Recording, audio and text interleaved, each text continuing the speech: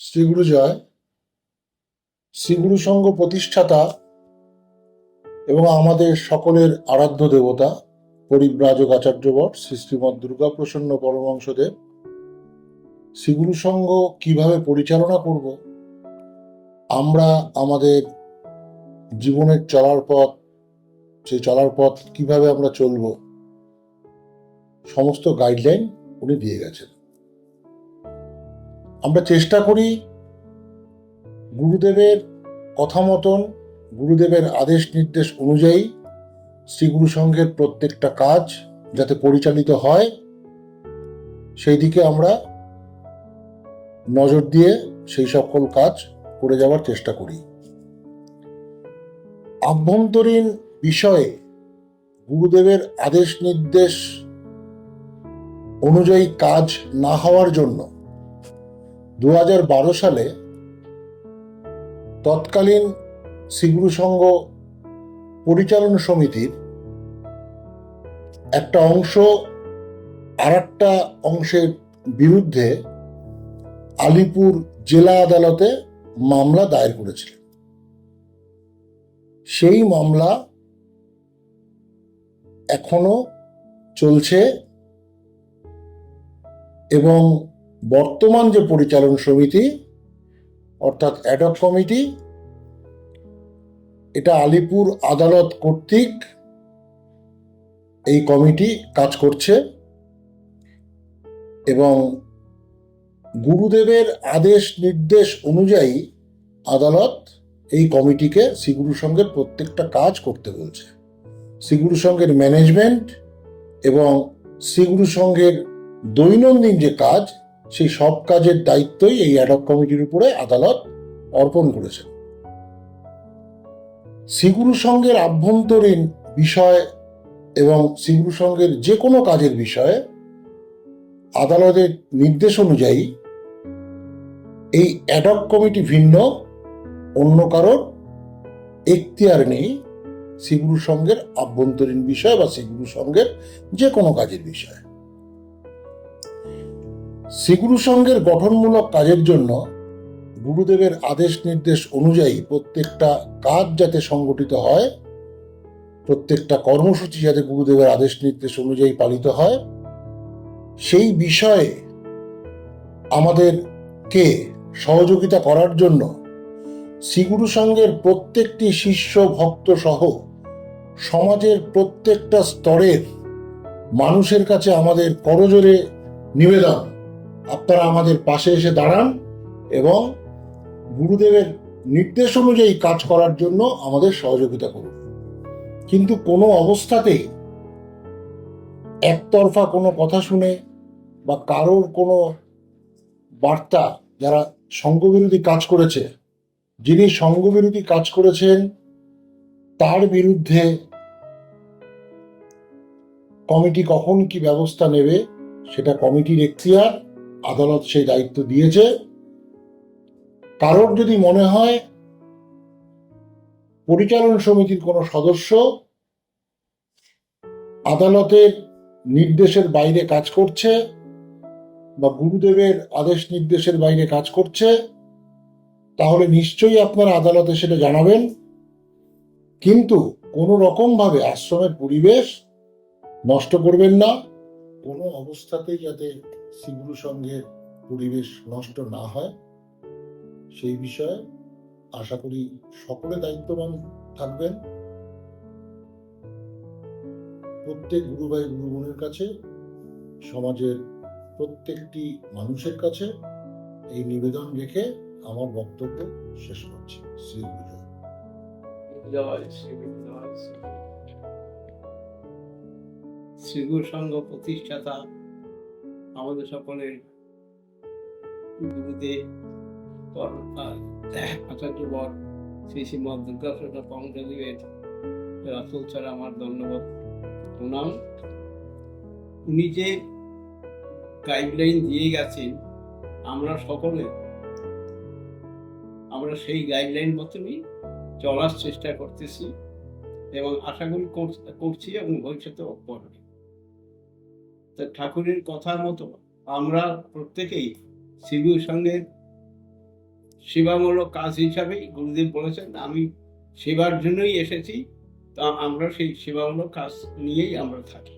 এটাই আমাদের সাধন ভোজনের মূল লক্ষ্য।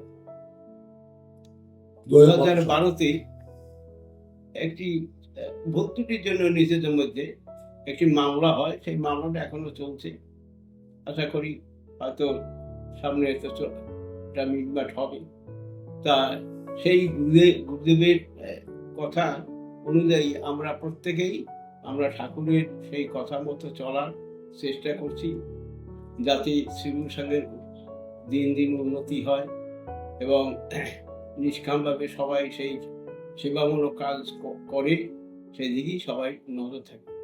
এই ব্যাপারে যদি কারো কিছু কিছু করার থাকে, বলার থাকে, কিছু অভিযোগ অনুযোগ যাই কিছু থাকুক, সেটা এই শ্রীগুরু সংঘ যে অ্যাডহক কমিটি মানে আদালত থেকে মহামান্য আদালত থেকে যে কমিটি করে দিয়েছে তাদের কাছে সেইটা পেশ করবে। এ নিয়ে অন্য কারোর কাছে এ নিয়ে মাথা ঘামানোর কোনো দরকার নেই। তাই ঠাকুরের কাছে সেই জনসাধারণ গুরু ভাই গুরু বোন ভক্তদের সবাই উদ্দেশ্যেই আমাদের একই কথা যে ঠাকুরের কথা মতো যা যা গুরুদেব নির্দেশ দিয়েছে সেই মতো যাতে আমরা চলি এবং ঠাকুরের ঠাকুর প্রীত হয়, সেইটাই আমরা ঠাকুরের চরণে প্রার্থনা করে জানাচ্ছি সকলকে। শ্রী গুরু জয়। গুরুদেবের বাণী স্মরণ করছি একটু। শ্রীগুরু সঙ্গের ক্ষয় তো নেই, এমনকি এর পরের কল্পে সত্য তেতা দাপর করলে শ্রীগুরু সঙ্গ 4 যুগ ঘুর। তো বর্তমান সময়ে শ্রীগুরু সঙ্গের আভ্যন্তরীণ ব্যাপার আপনারা শুনেছেন যে 2012 সাল থেকে নানা ধরনের মামলা মোকদ্দমা একের পর এক চলেই যাচ্ছে। এগুলো গুরুদেব বলেছেন গৃহে সন্ন্যাসী উভয়ই আমার 2 হস্ত, এইভাবেই আশ্রম চলবে। কলিযুগে সন্ন্যাস নেই, তিনি সন্ন্যাসী করবারও চেষ্টা খুব কম করেছেন। তবুও আমরা যে কজন রয়েছি,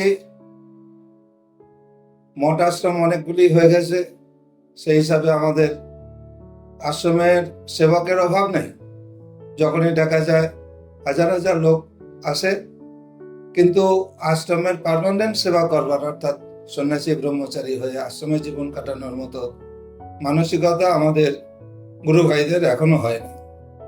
এরকম পরিস্থিতিতে এর আগেও অনেক মামলা মোকদ্দমা হয়েছে, বর্তমানেও এক মামলা মোকদ্দমা চলছে, সেও দীর্ঘকাল 14-15 বছর পর্যন্ত।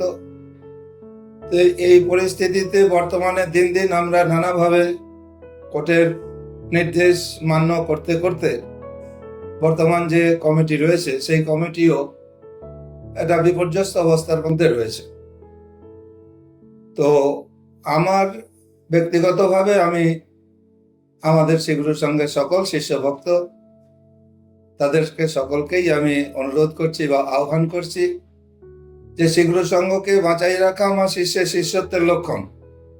যে শ্রীগুরু সঙ্গকে ভালোবাসতে পারবে না তাকে আমি কিভাবে শিষ্য বলে মনে করতে পারি? এই বাক্যগুলিকে আমাদের স্মরণ করা দরকার। এটা একটা বিধান। আমাদের দুঃখ কষ্ট থাকবে, তারই মধ্য দিয়ে আমরা এসেছি গুরুদেবের আশীর্বাদ লাভ করতে।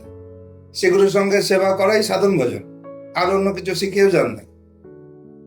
এই পরিস্থিতিতে হতে পারে আমাদের নিজেদের মধ্যে ঝামেলা সবসময় হয়, ছেলে মেয়েদের সঙ্গে মা বাবার হয়, স্বামী স্ত্রীর মধ্যে হয়, ছাত্রছাত্রীদের মধ্যে দিয়ে মাস্টারদের মধ্যে হয়। তো এগুলোকে আমরা নিজেরা একটু সহ্য করে নিয়ে কেন চলতে পারবো না?